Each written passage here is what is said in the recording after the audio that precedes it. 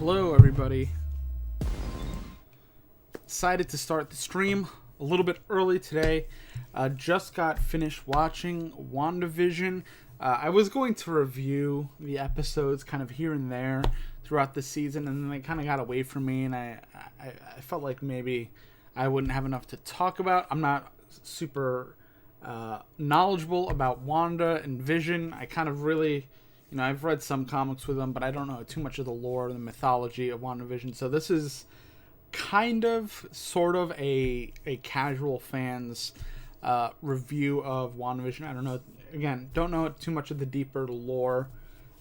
So this is going to be sort of a review to wrap up everything. By the way, there's going to be plenty of spoilers in this video, just so you guys know.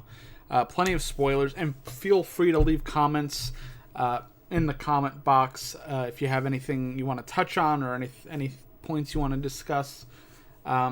So let's get started. Episode 1, we're in 50s, I guess, 40s, 50s.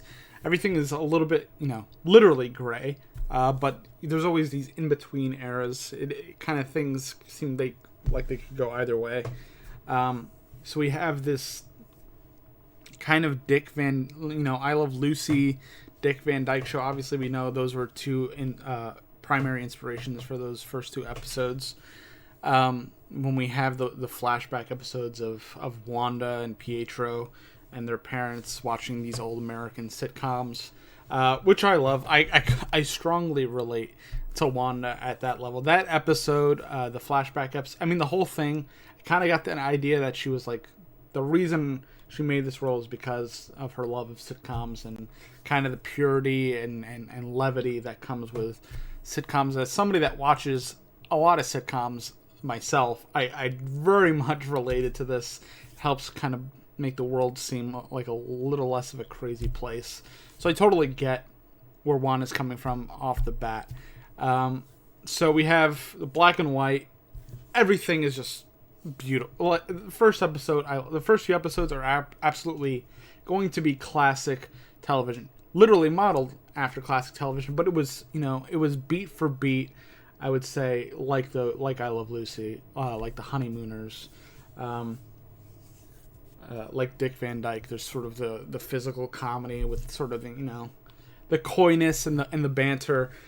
So really, I really loved those first two episodes, especially the first one, where the weirdness hasn't, really taken off yet. It's straight up sitcom from the 50s, 40s, 50s. And then we get into episode 2, which is, we have the magic show, which is, again, very Dick Van Dyke, very I Love Lucy, with the magic show when Vision chews the gum and gums up the works. Great, classic. It's just pure gold. It's simple. It does the job. You have that, gumming up the works bit. It's based off a silly joke or silly, what's the word for it? I'm kind of blanking here. Anyway, fantastic episode. Katherine Hahn as the nosy neighbor, so to speak, is just spot on. Every decade they go through, Katherine Hahn plays that nosy neighbor, which is a staple in sitcoms. A lot of earlier sitcoms, even some sitcoms today have like that neighbor that you're best friends with. Actually, it's interesting because how many people could actually say they're best friends with their neighbor? I don't know too many people that are besties with their neighbor. Anyway, Katherine Hahn, every decade, spot on with the nosy neighbor. She has the cadence down. She has the movements. Obviously, the wardrobe is fantastic. Everything is just so keyed in, and it's great. I think my favorite episode were the while we're still in the kind of sitcom world, were the 60s and 80s episode. The 80s, 90s episode was really great. That theme song, WandaVision, perfect. I probably, if that was a real show, I'd watch it. obviously it is a real show, but if it was a regular sitcom, I'd be totally into it. I don't know how this hasn't been more of a thing. I think they've tried to do sitcoms with superheroes before, but they're not all of them have stuck. But something like this, where you have like this, I guess it's Bewitched, and I Dream of Jeannie would kind of be the closest to this. Obviously, we have the Munsters sort of theme with Agatha All Along, very Munsters inspired. That song took off. I mean, while I do think it's a cute song, it kind of went way further than I ever thought it was going to. I think it was like number one on iTunes for a while. People are still buying songs on iTunes, which is funny. I think Katherine Hahn even said in an interview she didn't totally get why it took off like it did. It was catchy. I mean, the people that wrote that music, and I think they did the music for most of WandaVision, are the same people that did the music for Frozen. So they know how to make catchy tunes. These catchy tunes are what these people do best. So let's talk about the music, by the way, WandaVision. I'm kind of going all over the place. I don't have like a sheet of things I want to address. I just want to talk about WandaVision because I'll be the first, I'll admit, before we've gotten to this point, I was very lukewarm when it came to the Marvel Cinematic Universe. I like stuff. I didn't really get into it. I mean, I had watched the movies, but I didn't get into it until Spider-Man showed up, because Spider-Man is, he is the glue. He is the Avenger that, really got me into comic books.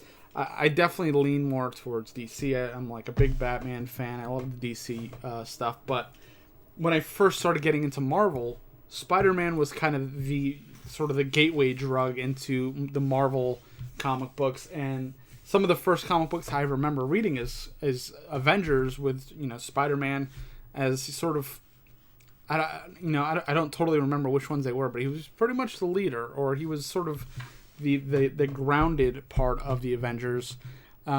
Captain America was, I like Captain America, but when I originally read those comic books, Spider-Man was the guy, and the X-Men. Wolverine and Spider-Man were my two favorites, and Gambit at some point. I just once the X-Men animated series came out, Gambit was one of my favorite characters. Anyway, back to WandaVision. This has brought me into MCU. Now I'm going back and watching the old stuff, so I know where we are now, because I am ready for this next phase, this magic phase, this multi-dimension phase that we're going into. We have Multiverse of Madness coming out with Doctor Strange, so I'm very excited about the trajectory of Marvel from WandaVision on. Obviously, we have Falcon and Winter Soldier coming out.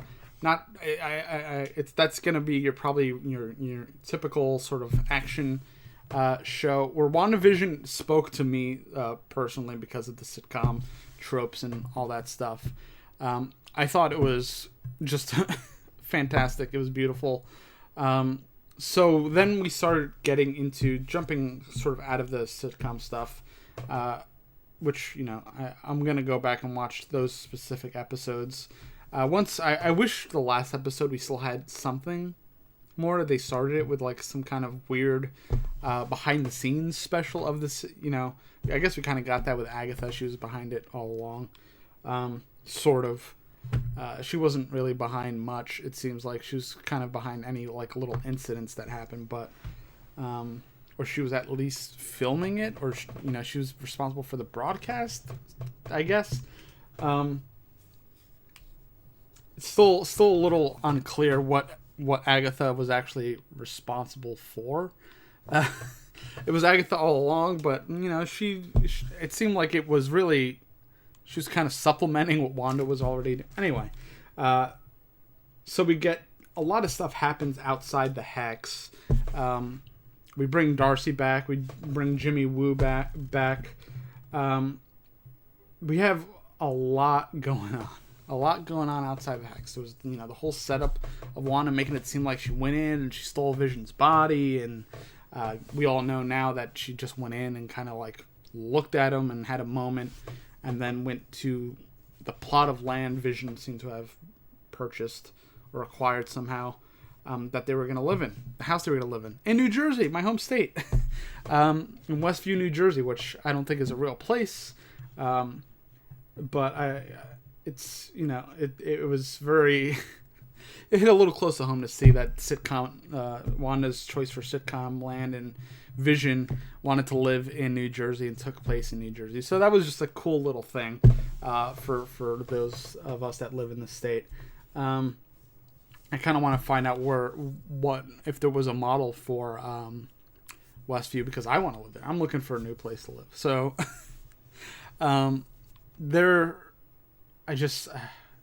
I really love this show. The only, if I want to be critical, and I usually try to just talk about things I like. I'm not a big fan of just saying I don't like things. I don't want to, that's not this channel. It's not what my reviews do. I don't talk about like things I absolutely hated. I did that once when I was reviewing horror movies, and I'm not a big horror movie buff, and I don't know. I just don't have it in me to waste time kind of overly criticizing things. The only thing is I wish Agatha, because we got the background to Agnes / Agatha, witch's trial, but this finale that kind of happened seemed like it kind of stripped her a lot of what they were building up. People were guessing Mephisto was going to show up. Everybody was kind of trying to get these heavy hitters in. Obviously, Evan Peters was there as Pietro, and then we know he's this guy. I think, well, I forgot what his name was in this finale. I think it was Ralph. But everybody thought this was, Agatha was pulling. I think maybe that's why we gave her more credit than was due. We thought Agatha was pulling people from the multiverse, or Wanda was pulling people from the multiverse, but it was just sort of a red herring, possibly. I don't know. There's still a lot that could happen, because that dude still had powers, even if maybe they were just given to him by Wanda. So Evan Peters is not Pietro, as far as we know, and he's not Pietro from the X-Men movies. He's not technically Quicksilver. It was just, it was kind of a gag, possibly. We'll see.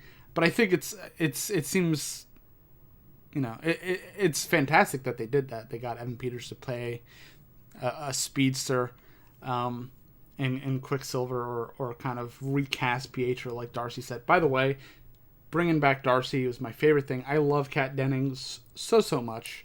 I am so happy they brought back Darcy Lewis. I think she's a fantastic character. I honestly wish she had more to do in the finale.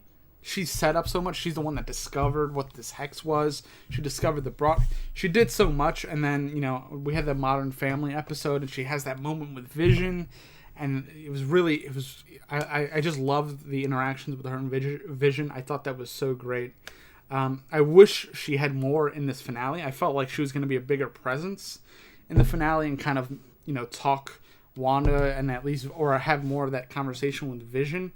We didn't really get more of Darcy besides crashing into the military guy, which, she got him. I guess she did pull something off in the finale, but I just wanted enough more moments with Darcy personally. So there's a couple things I wanted there. I also know Wanda is not much, outside of the sitcom world. She's not much for speeches. I was kind of waiting for like almost a wrap up, like they do in sitcoms, where she like apologizes to everybody and tries to set things straight, but she kind of just walks off, and kind of flies away now that she is the Scarlet Witch. By the way, if you haven't seen those additional kind of end scenes, or the mid credits and the end credit scenes, fantastic stuff. Now we have Monica Rambeau, who has crazy powers. I know she's another superhero. Again, I'm not super well versed in Marvel stuff. I forgot the name of her her alter ego. But it seems like Wanda she's going full magic. She's learning all, in that end credit scene. She's learning everything she can. She's literally dissociating her magical self from her physical self.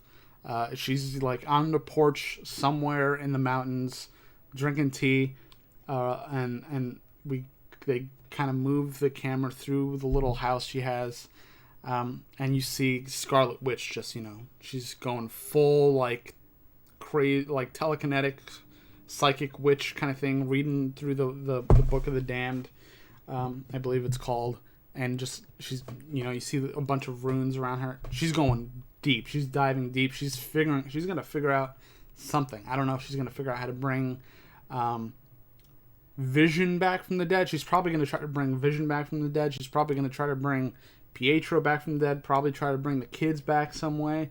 I don't think while the ending for WandaVision was sort of a happy ending, Wanda got to say goodbye in a less traumatic way to Vision, and she got to see what life would be like if they just had sort of a normal, silly, fun sitcom life. She got to see that. So I do consider the end of this series. I can't see it coming back. This is probably a one-off. As a happy ending for the most part, but it's leading Wanda down this very, Agatha's warned her. I think Agatha, she acts in her self-interest, but I think she does know more than Wanda, obviously, about the magic, about the history, about the mythology behind Scarlet Witch. So I'm glad that they're kind of just going to pocket Katherine Hahn a little bit for a while until Agatha has to come back, probably in an MCU movie, which is fantastic. I want more Katherine Hahn. Again, I think she was probably one of the best parts, if not the best part about WandaVision. Obviously, Paul Bettany and Elizabeth Olsen, fantastic job. Paul Bettany, funny as all hell. I want to see more funny Paul Bettany. I think he's obviously going to stay around as White Vision, but now he has pretty much unlocked all the memories, I guess, of their time, his life as regular Vision. That whole scene with them in the library or the whatever it is, town hall, when he's talking to White Vision about the ship and replacing the parts in the ship. I forgot what that analogy was or that anecdote was, but I thought that was great. I thought that was a moment that needed to happen. I was kind of hoping we'd end on a happy note. Wanda has been through so much trauma that I felt like just doubling down or tripling down on more trauma and just destroying this character would have, put me in kind of a bad place. And I think the character deserves a little bit better. She deserves a new path. Obviously, she's going down this possible dark magic path, so she's going to be probably even more questionable in morality, possibly. Seems like she's by herself again. She's by herself. She went further remote besides staying in a fictional town in New Jersey. She went even further remote, went into the mountains to study dark magic and magic of all kind, I imagine. So the future for Wanda is very gray. Not sure what's going to happen there, but overall, very happy with WandaVision. I think it was a beautiful show. There was, the Twilight Zone, the weirdness in the beginning. It was everything for TV lovers and movie lovers alike. I think it had everything. You had that sitcom. You had the genuine laughs. It was so well written. The music was great. The pacing was great. The stuff outside the hex was great. And it had that Marvel levity while also kind of grounding it a little bit. Again, Monica Rambeau, the actress that plays Monica Rambeau, was fantastic. I wish we had gotten more of her in the finale. She had a couple lines, but she, kind of helped to ground Wanda. Obviously, Randall Park, fantastic. There was some things that they set up, like the astro engineer and the astronauts, and there's like a lot of stuff with space, and we have the Monica possibly going to space soon. I imagine she'll be in Captain Marvel 2. So there's a lot that was set up, and it didn't feel like there was any finality to WandaVision, although the sitcom stuff is over. But this is a fantastic way to move the MCU forward without having to wait for these big films every so often. I think you could supplement with these more personal stories. Obviously, this was a story about grief and trauma and loss and what that does to a person and how they cope. I really love taking sort of a magnifying glass and staying with these characters a little bit more, because we only really got to see Wanda in the Avengers movies and I think Civil War, and we didn't get to have a lot of time with her and a lot of time with Vision either. So I think having that time with Paul Bettany and Elizabeth Olsen, I think, really grounds these characters and makes you feel a little bit more for their journey. And I think that's what's most important about these movies. If they could keep doing this and supplementing the bigger blockbuster movie theater movies with these smaller, more intimate stories, I think you'll really, really have a tight ship. Not that it hasn't been, but everything was kind of loose. We don't know too, if for casual viewers, they don't know too much about these deeper lore characters. Scarlet Witch, while a popular character, not really in the mainstream lexicon when it comes to comic books, and now she is. So is Vision. So is Agatha Harkness, and my parents and possibly my grandparents know who Agatha Harkness is. So yeah, I don't. Before I go on, I realize I've been talking in 20 minutes. Really loved WandaVision. If you liked it, let me know what you thought of WandaVision in the comments. If there's something you want to touch on in a follow-up video, I'm always down to make more videos. This is the only WandaVision video I made, so we could talk about the ramifications for the future of the MCU. That could be a follow-up video if people are interested. But yeah, I'm going to leave it there. Thank you guys for watching. If you're new to the channel, subscribe. Let me know what kind of videos you want to watch in the comments below. If you have any suggestions, follow me on Twitter and Instagram at Joey Pedras. If you want to pick up my book of short stories and poems, you could go to Amazon.com and just search Joey Pedras. It's called It's Your Distraction. It's just a collection of things I've written over the years. And I think that's it today. Thank you guys again for watching. I hope everybody has a good week/weekend whenever you're watching this. And I'll see you very soon.